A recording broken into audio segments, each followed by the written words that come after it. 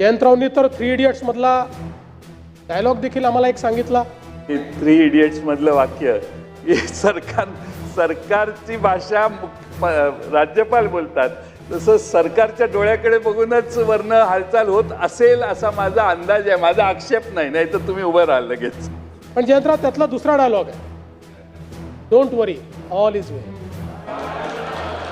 All is well, all is वेल.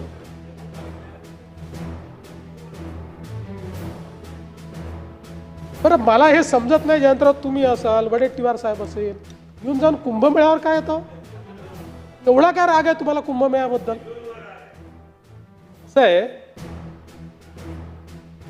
असं आहे कुंभमेळा नाही त्याच्यावर इतका पैसा का खर्च होता असं तुम्ही त्या ठिकाणी सांगितलं, म्हणून सांगतो.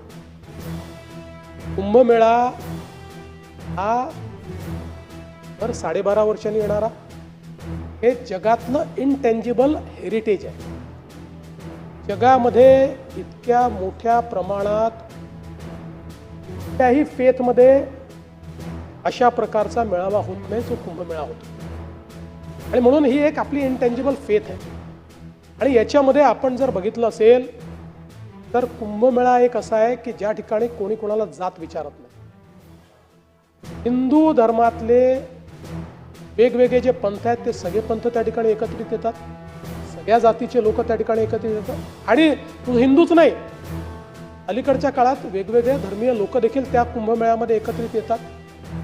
आणि मला असं वाटतं की आपण दुसऱ्या पद्धतीने जर बघितलं तर प्रयागराजमध्ये ज्यावेळेस आता कुंभमेळा झाला, हे आपण काही त्याचा गुंतवणुकीवर परताव्याचा रेशिओ बघत नाही, पण प्रयागराजला त्यांनी जेवढी गुंतवणूक केली ना त्यापेक्षा जास्त परतावा त्यांना मिळाला आणि तो परमनंट मिळत राहणार आहे. शेवटी या कुंभमेळ्यामध्ये आपण ज्या व्यवस्था करतो त्या काही कुंभमेळ्यापुरतं नाही आहेत.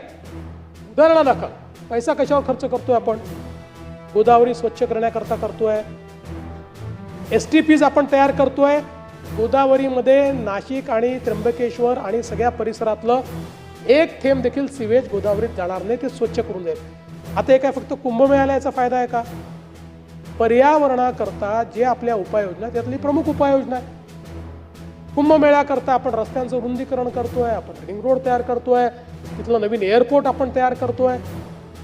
हे झाल्यामुळे भविष्यात या सगळ्या व्यवस्थांमुळे जे काही धार्मिक पर्यटन आहे किंवा इतर प्रकारचं पर्यटन आहे त्याच्याही नकाशावर आज तुम्ही बघा, अयोध्येतल्या मंदिरामुळे आणि काशी विश्वनाथच्या मंदिराचा कॉरिडॉर झाल्यामुळे 10 कोटी लोक झाले. 10 कोटी, अर्थव्यवस्था बदलून गेली राज्याची. आता समजा तो सगळा कॉरिडॉर जो काही अयोध्येचा तयार झाल्याचं मला माहित नाही, 1000, 2000, 3000 कोटी लागले असतील, पण त्यांनी अर्थव्यवस्था बदलून गेली. त्या राज्यामध्ये इतक्या मोठ्या प्रमाणात लोक जायला लागले.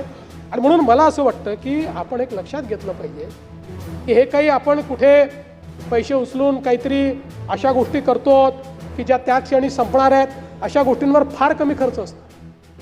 या शाश्वत विकासाच्या व्यवस्था आहेत. जसं आम्ही हा निर्णय केला की आता कुंभमेळ्याच्या निमित्ताने जे आपण रस्ते करतो ते आपण 12 वर्षापूर्वी देखील केले होते, त्यानंतर 2दा पुन्हा केले, तर यावेळेस ते आपण कॉन्क्रीटचे करू. म्हणजे 40 वर्ष आपल्याला, 30 वर्ष आपल्याला त्या रस्त्यांकडे पाहावं लागणार नाही. अशा दृष्टीनं एक शाश्वत शहर हे कुंभमेळ्याच्या माध्यमातून आपण तयार करतो. आणि म्हणून मला असं वाटतं की ठीक आहे, शेवटी आपल्या प्रायोरिटीज असतात, ही जास्त महत्त्वाची का ती जास्त, सगळ्यात महत्त्वाची आहे, पण ही पण महत्त्वाची प्रायोरिटी आहे, हे देखील आपण लक्षात घेतलं पाहिजे. आज एका कुंभमेळ्याने UPचं ब्रँडिंग संपूर्ण जगामध्ये झालं, संपूर्ण जगात झालं. आणि आपल्यालाही नाशिक कुंभमेळ्यातनं जगामध्ये महाराष्ट्राचं ब्रँडिंग करायचं आहे. त्या दृष्टीनं हा कुंभमेळा नीट झाला पाहिजे, व्यवस्था नीट राहिल्या पाहिजेत, सोयी नीट करता आल्या पाहिजेत, क्राऊड मॅनेजमेंट नीट झालं पाहिजे. या सगळ्या गोष्टी आपल्याला त्या ठिकाणी करायच्या आहेत. कारण शेवटी आपण म्हणतो महाराष्ट्र संतांची भूमी आहे, जशी ही वीरांची भूमी आहे तशी संतांची भूमी आहे. आणि मग या ठिकाणी आपली संस्कृती आणि महाराष्ट्र धर्म आपल्याला निश्चितपणे जोपासला पाहिजे.